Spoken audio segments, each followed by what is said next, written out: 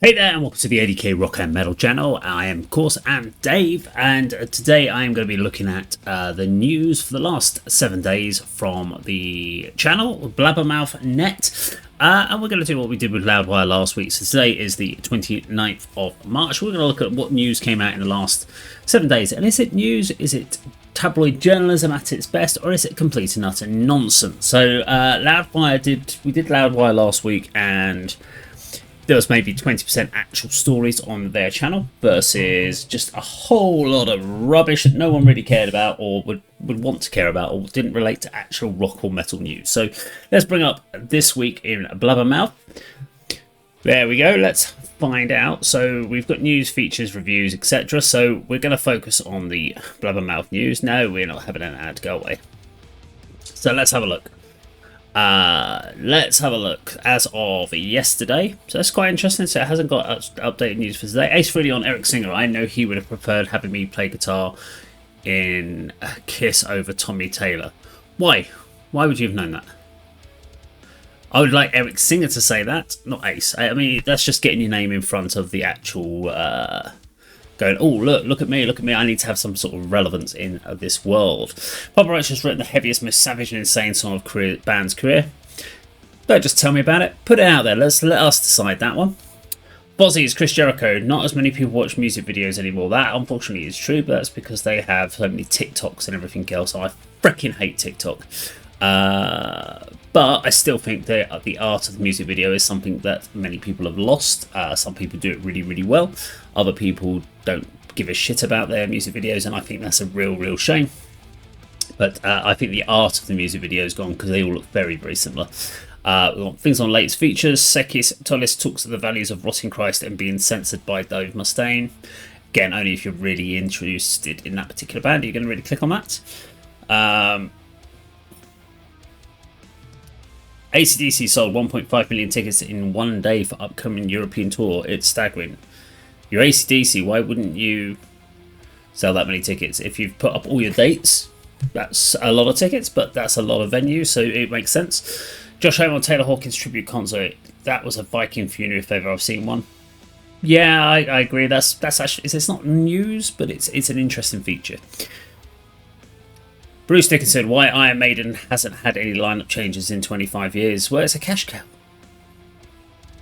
That lineup know what they're doing, and they make money, and they probably have enough time to kind of separate and spend their time away. And maybe if they're just enjoying their twilight years of their career now, why would you want to change your lineup? What's the purpose? 6 Feet Under, Chris Barnes explains why he quit smoking weed. Couldn't give a shit. Ex-Skid Row singer Eric Cronwell's autobiography due in September. Now, actually, this is quite an interesting story. I personally thought Eric Cronwell's obviously left Skid Row for his health reasons, which makes complete sense. No animosity in between the bands. And we have Lizzie Hale, who's going to fill in for 4 shows. She's not a permanent replacement, just going to hand out. And I think that's one of those replacements where people would actually go to see that just for that. Even if you weren't the biggest Skid Row fan. If they brought in someone like... or anyone, to be honest, so they brought in previous singers that they've had to recover that role for those 4 dates, I don't think it would have been as interested. So let's have a look. Ex-Bullet for My Valentine drummer says he doesn't care about his former bandmates upcoming the Poison anniversary tour.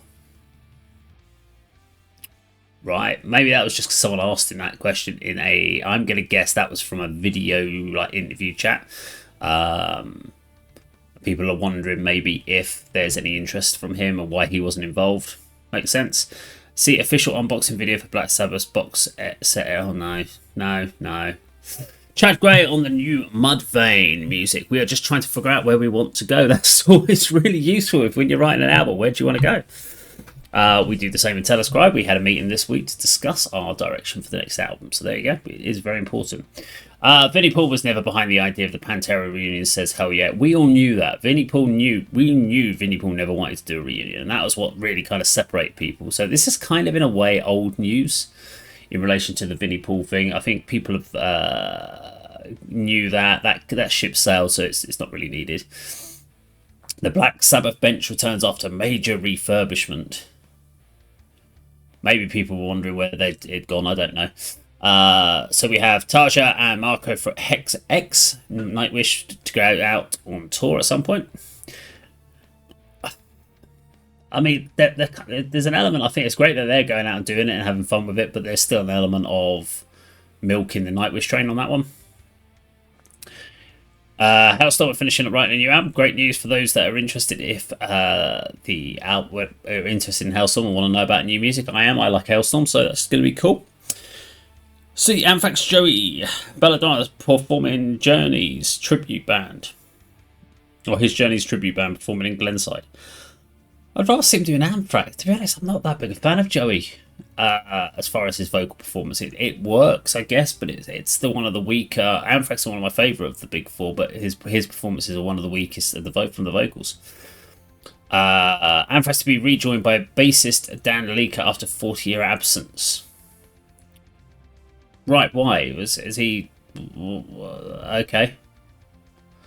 Interesting, I guess, if you're really into the old sort of style. Bruce Dickinson on his 12-episode comic book The Mandrake Project.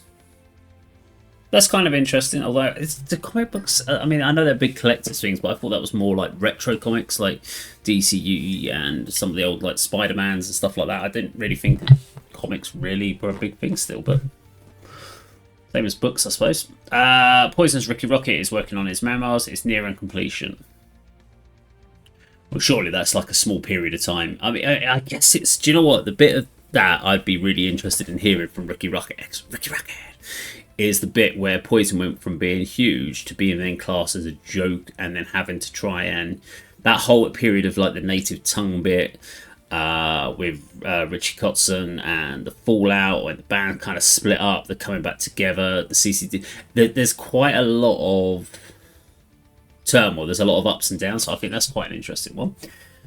Queen's right to perform entire debut EP and the Warning album in California. So, okay, so this is... Okay, yeah.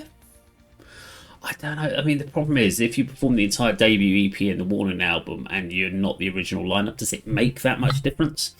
Do you need to not have the original format to make that sound like a big deal? Okay, so Avenged Sevenfold's M Shadow says Spotify has a great system for the user, but not necessarily so for the artist. Spotify's shit. There you go. I fucking hate Spotify and all other streaming Napsters and the previous stuff. It's just stealing. It's just basically made music such a worthless commodity, in the sense that there is just no urgency to purchase money or give money to the artist. But then, so why are you surprised when concert tickets are so expensive? It's the only way bands can actually make any sort of money, and they have to stay on the road forever, which means they play so many more gigs, and they don't need to. If they played less gigs, it'd be more of a special thing. But now, and they'd get more music out, etc. Now, there's no real reason for a band apart from personal creativity to go out and write an album, because you're going to lose money every single time. System of a Down's Darren Malakian joins Royal Cracker's voice cast in guest role. Okay. Eric Gronwell on why he decided to leave Skid Row. Worth a read, that one, if you haven't already read it, but we always wish him the best with his health. The internet says John Bush is worth $40 million. He says the figure is really far off. Why would he be worth $40 million? I mean, Armored Saints, yes. I mean, unless he's got a lot of good investments made. He ain't made $40 million from music, let's put it that way. From the Anthrax days and the Armored Saints days, there is no way nowadays, with everything on the streaming platforms, he's worth anywhere near that. He must have invested any money he had in property or something like that. Be interesting to find out why I think that. Why Apocalyptica split with their drummer? It was time. Fair enough. I don't think anyone thinks of Apocalyptica as the drummer that's involved. They think of it as the artists, the original guys. Bon Jovi shares a lyric video for new single Legendary. Fuck off, Bon Jovi. Not in the sense that I like Bon Jovi, but stop doing lyric videos. I hate people who do lyric videos. No wonder we had that previous comment that talks about music videos, no one watches it. It's because everyone's doing fucking lyric videos, for fuck's sake. Korn is passionately and intensively working on new music. It's the heaviest stuff we've done in years. Stop saying, can bands stop talking about that? Might need to be quite honest with you. Korn hasn't released anything really decently heavy in 20 odd years. So since the early 2000s, I mean, probably Untouchables, maybe. That era was probably the last decent sort of groove orientated. Everything after that has just been a bit of finding their feet again. Fu Manchu announced his new album, The Return of Tomorrow. Great if you're into Fu Manchu. Accept shares new music video for the new single, The Reckoning. Thank you, Accept, for sharing that. And what case, it's a performance-related video. Oh, can bands stop just doing Black Room performance videos? Saying that Telescribe is going to be doing one soon, but I've got to try and do it in the right way. Chevelle has recorded 10 songs for a new studio album. Fuck me, I didn't even realise Chevelle was still going. There we go. We've got the one I already mentioned, the Skid Row Parts Way with Singer. Fozzy announced his 25th anniversary tour. Do you know what? I find it honestly interesting that Fozzy has been going for as long as it has. Now, is that a case of it's just Chris Jericho, the wrestler? If it hadn't got Chris Jericho in the band, or Chris Jericho wasn't this known wrestler, do you think it would still be doing as well as they have? Because he's not a good vocalist. He's not an awful vocalist, but he's not a great. I mean, there's a lot of reliance on the other guitarist and the bass player, specifically the bass player at Fozzy, to really hold the weight of that. He's got a very scratchy, whiny kind of tone to it, so that's why I'm a bit, don't know, interesting. But interesting they've been going, so congrats for them for going for so long. Jeff Tate to perform Queen's Rights Classics in tours of New Orleans during 2024. Really interesting considering we had the Queen's Right talking about their performing their early albums. Be interesting if he went out and did the same. Dream Theater keyboardist Jordan Rudez releases new solo single Embers. Okay. Lordy Grace's cover of Fashion Magazine. Really? I mean, I don't even know what to say to that. Down has written 7 new songs. We're supposed to get together again in April. Interesting, because obviously with Pantera out on these big tours, it's always a challenge. So a lot of that, I'm going to guess, is going to be phoning it in while the rest of the guys, while Phil's out on tour with Pantera. They're obviously working on new stuff, so he gets some downtime there. Striper's upcoming album will be heavy and very melodic with sing-along choruses, which I thought was basically what Striper did anyway. And again, another band that I thought just wasn't even going anymore. Papa Roach, Jacoby, I want to be remembered for being authentic and making powerful music. I think everyone does. There's a whole thing around anyone who says I write music for me, not for other people. It doesn't care if people don't listen to it. It's bollocks. You do care. Even if you are writing for you, you write the songs that you're passionate about, but you want to share it with people. And you really want that memory of someone, your song meaning something to some other people. It's not about being the famous bit and people go out to you and go, man, I love you, I love you. It's like you want someone to go, I heard that song and I connected with it in some way. That's what a musician really genuinely wants. I'm sure that's what he's thinking about when he talks about making powerful music. Mick Miles refused to believe he would be confined to a wheelchair. I think he was the only one that didn't. Because the guy's health is a concern, but I think not that we wish him that he is confined to a wheelchair, but we knew from the frailty point of view and his health conditions that was probably a big something that was upcoming. Zach Wilde performing with Pantera, and we're still talking about Pantera. Jesus, it's great seeing people taking a trip down memory lane every night. Yeah, it is memory lane. You're just a big tribute band. Lars Ulrich and Chad Smith to make cameos in the sequel iconic mockumentary Spinal Tap. It'll be intriguing to see where that goes. I think we're all looking forward to it, as long as it's done right. Danny Carey describes Tool's painstaking songwriting process. It's Tool. We knew it's going to be painstaking. Bruce Dixon doesn't give a shit about classification of heavy metal subgenres. It is difficult, but there are so many different styles of heavy metal when you're trying to describe or recommend a band.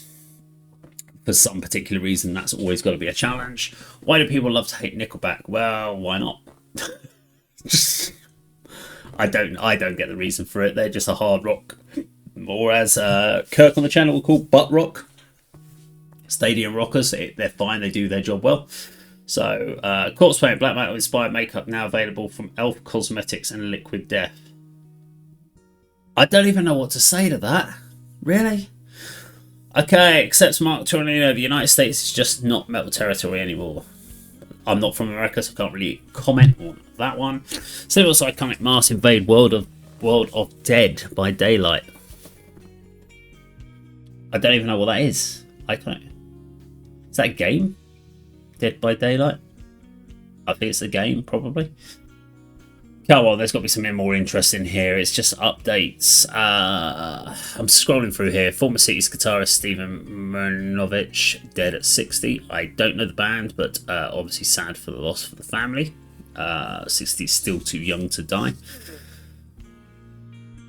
I mean, okay, next story. Ex-Guns N' Roses drummer Matt Sorum talks about his love for dogs. That's not a fucking story. Come on.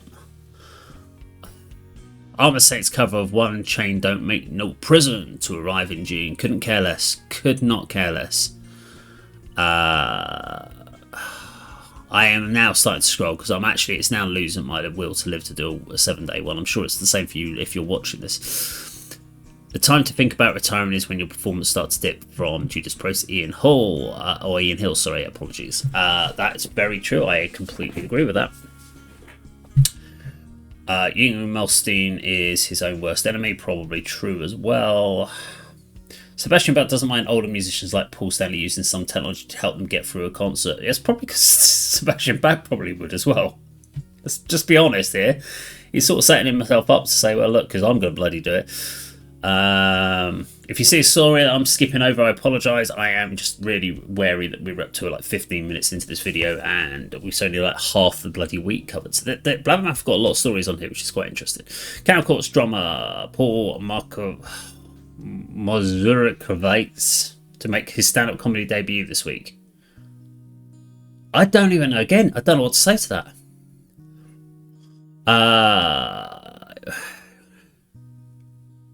There's a lot about Accept in here, so Accept are quite big on this one. Breaking mentions, Keith's one explains why it's taken so long to release new music, because they've got to write it, that's probably why. Sepultura's new drummer, Grayson, shares drum cam video of False from Brazilian tour. To be quite honest, you can't really call him the new drummer. He's only there for the final tour. He's the touring drummer, best thing to do, but very weird decision there from Eloy. There's something about like Eloy not doing the final tour to go off and say farewell to fans is kind of a bit of a diss to the Sepultura fans, to kind of go, yeah, we're going to do a final tour, but I'm not going to be part of it. You were part of it for so many years, and just because you want to go off and play with Slipknot, I kind of would have expected him to finish out this Sepultura tour, but obviously if Slipknot said, well, if you don't leave and join us, that's it, and he's got to think of his career, I guess, and Sepultura is not going to cover that, but there is a huge diss to Sepultura. Everyone that supported Eloy in the band, welcomed him into the Sepultura fold all those years, and then to do a final tour and go out there and say this is farewell and not be part of that has massively changed my opinion of Eloy and his personality.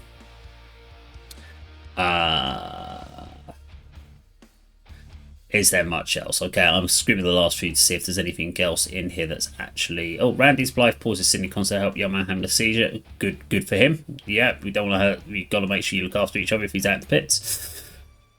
Lots of tour announces. Jay Wernberg playing with Infectious Groove. I think we covered that on the last week's one.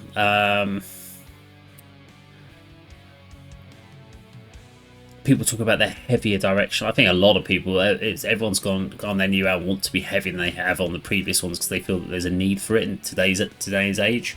Everyone went for more melody, and now people want to go for more aggression. Glenn Hughes on the solo album. People crying at Pantera concert. Jesus Christ, it's just a gig, guys. KK Downer says it's a mystery why Tim Ripper Owens' era's Judas Priest albums are not available on stream service. That's really odd. Why wouldn't you? I mean, it's not like the record labels, etc. have got any issues with that. Last couple we've got on here then. So, official documentary coming out for Static X. Evil Disco, the rise and fall of regeneration of Static X, should be quite interesting. Ace Frehley was shocked to hear collaborator Steve Brown taking credit for writing 97% of 1000 or 10,000 Volts album. It depends, did he write a lot of 10,000 Volts album? we'll maybe find out at some point in the future. And I think, yep, everything else to that we've covered last week. Okay, so let me have a look. Blabbermouth Net. Do I think you've done a great job in your news webby? I actually think you did. There was nothing about movies. There was nothing about other random crap that has no relation to the rock and metal world. You've done a pretty good job. A lot of actually interesting stories or key stories from this week were included. So I have to give a thumbs up to Blabbermouth Net for their actual news stories. Much better than the Loudwire, I have to be said. So there you go, that is my kind of talk about what's going on in the rock and metal news world for this week. If you want to find out more information and get into those stories in more detail, please head over to Blabbermouth.net, where you will find them and much, much more. Thank you very much for watching. I'll see you on another video sometime very soon. Take care.